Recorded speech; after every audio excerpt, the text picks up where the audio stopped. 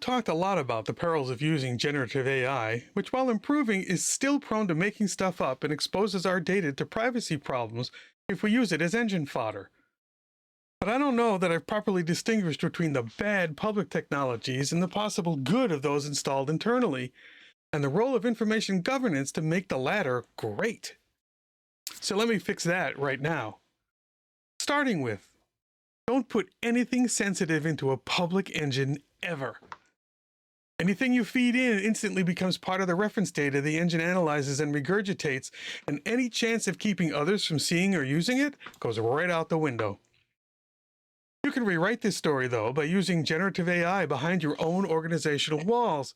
In theory, anyway, that lets you maintain control over your data so you can ensure it stays private and secure. Wait, there's more.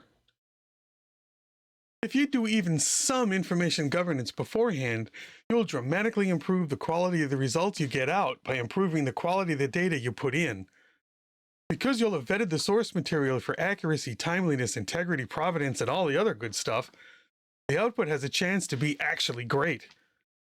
The old saying garbage in, garbage out may be more applicable today than ever because we're starting to ask our systems to repurpose the information they contain.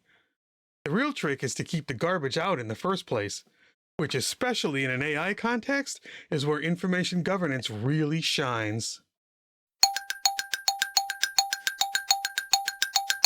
This has been the InfoGov Minute with Steve Weissman, the InfoGov guy, a Holly Group production.